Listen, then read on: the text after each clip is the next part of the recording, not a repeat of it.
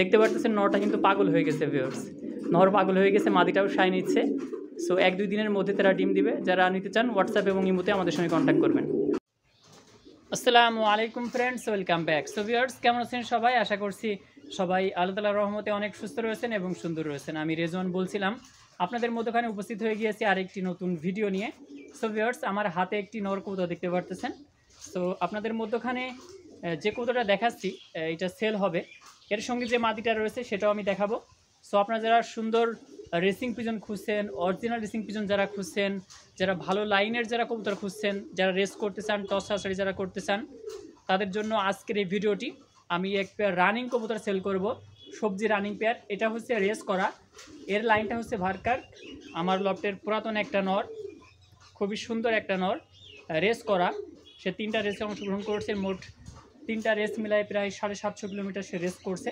একটা 200 প্লাস, একটা 300 প্লাস, এরকম আরও 150 প্লাস তার এরকম করে রেসের ডিস্টেন্স রয়েছে।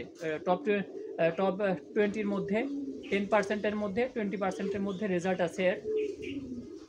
খুবই সুন্দর কবুতর, দেখতে পারতেছেন। এর ব্যালেন্সটা দেখায় একটু, দেখলে বুঝতে পারবেন আপনারা। অনেক শক্ত ব্যালেন্স, অনেক শক্ত। আমার লফটের পুরাতন একটা নর।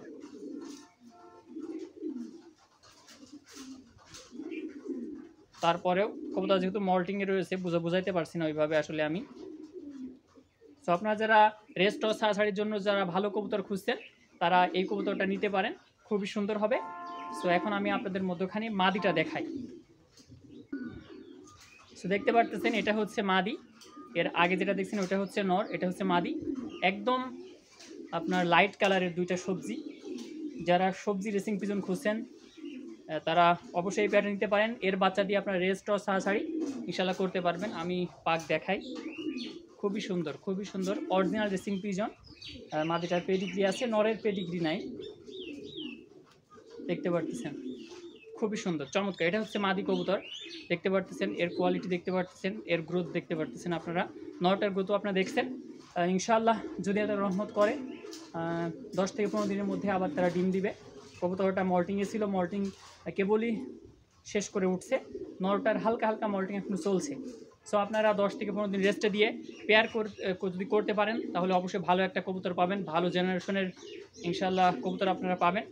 আর এটা কিন্তু 1-2 হাজারে সেল হবে না ভিউয়ার্স, যেহেতু আপনার রেস করা কবুতর অবশ্যই দামটা বেশি হবে। যাদের 5,000-এর উপরে যাদের আপনার বাজেট রয়েছে তারা আমাদের সঙ্গে কন্ট্যাক্ট করার চেষ্টা করবেন ভিউয়ার্স। খুবই সুন্দর কোয়ালিটি। এর গেটআপটা আমি দেখাই, এর গেটআপটা একটু দেখেন, নাকের যে কোয়ালিটি সেটা দেখেন, নাকের শেপটা দেখেন, চমৎকার। যারা চেনেন তারা তো বুঝবেনই আমার লটের বেস্ট একটা কবুতর। সো 2টা কবুতরই সুন্দর। ইনশাআল্লাহ আমি আরও কিছু নতুন কবুতর কালেক্ট করব, পুরাতন কিছু কবুতর ছেড়ে দিচ্ছি।